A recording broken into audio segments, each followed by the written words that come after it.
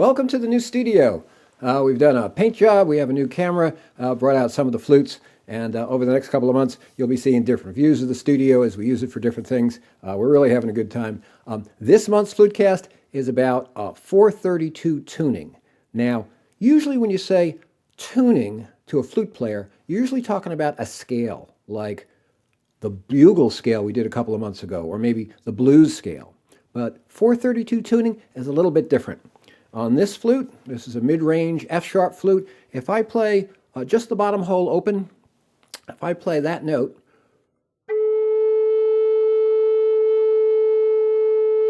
that's an A, and the maker of this flute tuned that note so that it vibrates the air 440 times a second. And cycles per second are called hertz. So I'm playing a note, an A, at 440 hertz.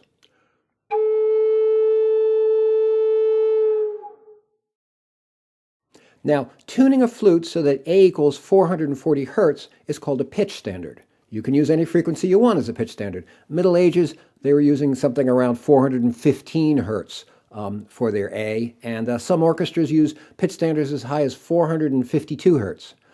440 hertz is a very common standard these days. The lower the pitch standard, the flatter all your notes are going to get. The higher the pitch standard, the sharper all your notes are going to get.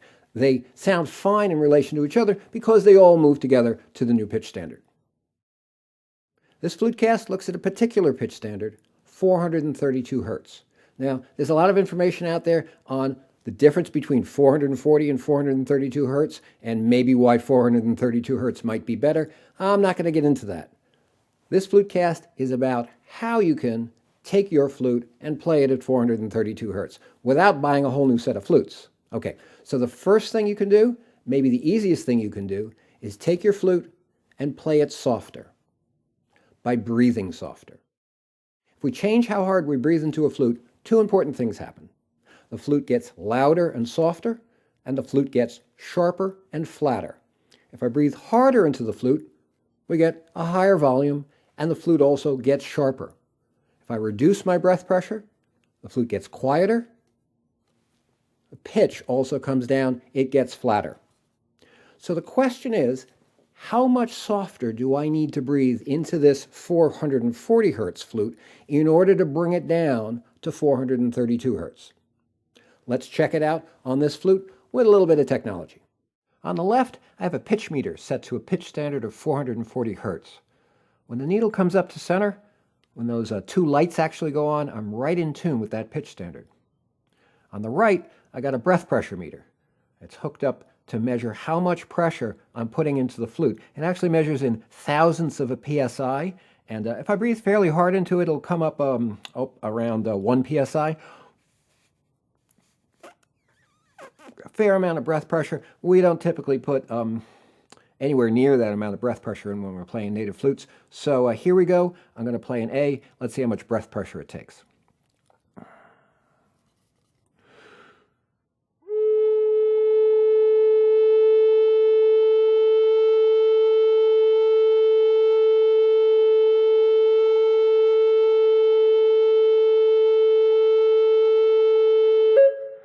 So it's right around 60 thousandths of a psi, and if I change the calibration, I'm going to change this and bring it down to 432 for my pitch standard. I'm just using the calibration button on this Korg OT120 tuner, and let's see how much breath pressure that takes to bring it in tune.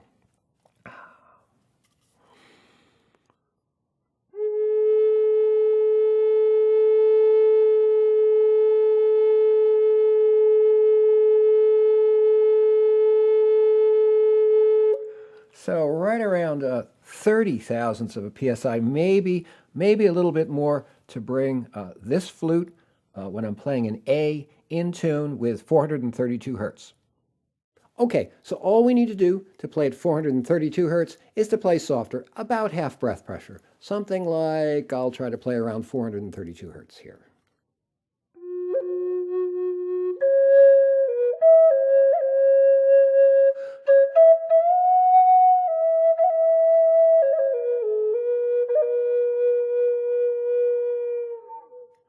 But here's a question. How much flatter am I really playing?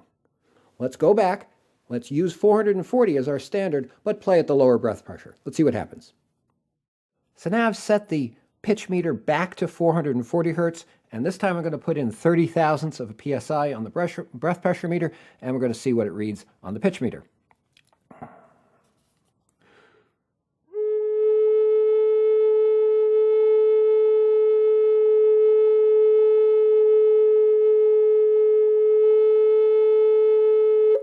So it looks like the meter is now reading to the left of center, and the scale is actually reading in cents. Full left on the scale is 50 cents flat. Full right on the scale would be 50 cents sharp. So it looks like we're reading about 30 cents flat at 440 hertz when we use the same breath pressure that registers in tune at 432 hertz. Of course, there's a formula that tells us the difference between 440 hertz and 432. If you plug the numbers into the formula, you're going to come up with 32 cents, and that's right where our little experiment seems to put us. So we seem to be on the mark. So playing at about half breath pressure on this flute gets us from 440 to about 432 hertz. But does that work on all flutes? Let's look at a few more F-sharp, mid-F-sharp minor flutes and see how they behave. So now I've got 4 other F-sharp flutes here. I'm going to play that same A note on each one of them. We're tuned to 440 hertz, and I'm going to vary my breath pressure so it varies between in tune and about 30 cents flat, essentially going from a 440 tuning to 432 tuning. And let's take a look at the pressure meter and see how the pressure varies across these flutes and between the two tunings. Here we go, flute number 2, F-sharp flute.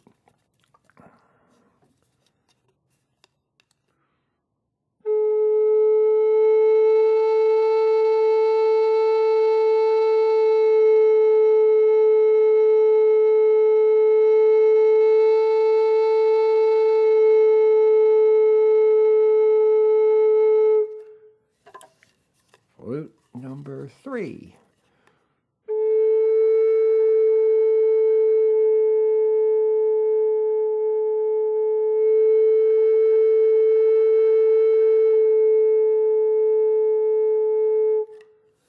Flute number 4.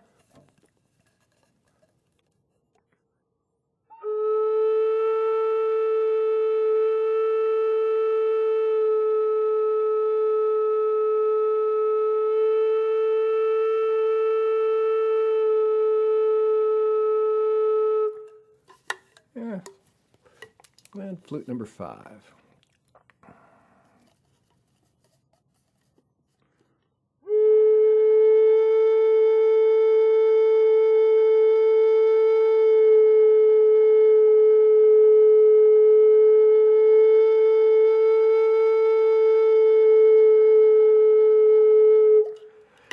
So we get some idea, this isn't a scientific study or anything, but we get a general idea that the flutes are pretty consistent in breath pressure.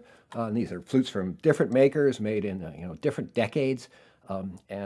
We have a fair amount of consistency in breath pressure to bring them in tune.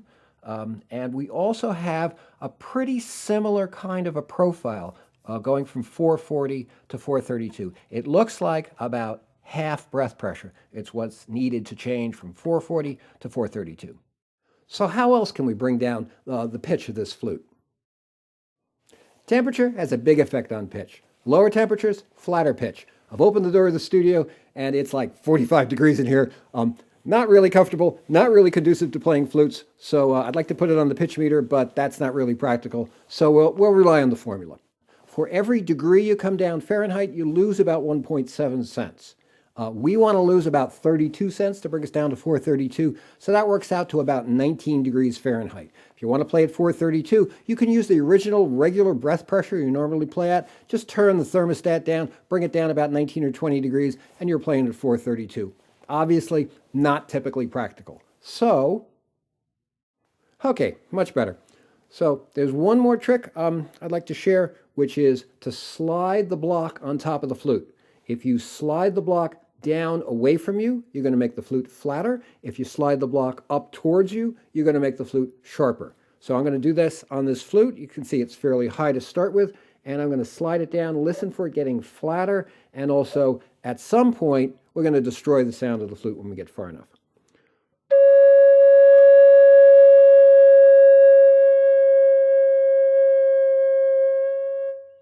Now you can see that I went fairly far with the block, and it's a kind of over the sound hole, and I've really destroyed the sound of the flute. Another thing about this technique is it affects the tuning on the upper notes more than on the lower notes, so it's not really all that great for getting you down 32 cents.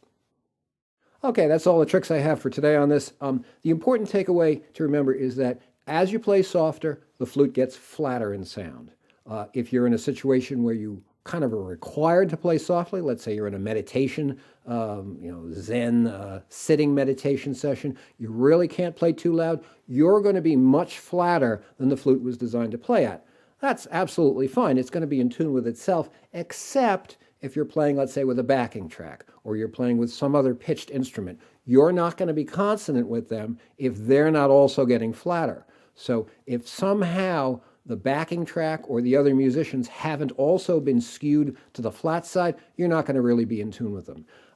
Of course, what we really do as musicians isn't using pitch meters. It's great to have in our minds how this works. It's great to understand that when we play flatter, that when we play softer, we get flatter.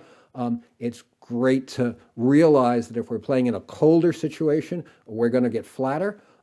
But what we actually do as musicians, we're constantly using our ears. We are listening to the sound of our instrument against all the other sounds around us. If it's percussion, we're in sync with the percussion rhythm that's going on. If it's another pitched instrument, we're also changing our breath pressure to bring us in tune with those pitched instruments. We're using our ears. We're not using a pitch meter. That's why there's nothing that can really replace playing with other instruments. Backing tracks are a good place to start. You'll get practice and experience for when you are playing with other live musicians, but really have some fun. Get yourself to a flute circle, play with other pitched instruments, or go to a drum circle. A lot of drum circles often have pitched instruments, and you'll get some real experience listening, bringing your flute in and out of tune with these other instruments.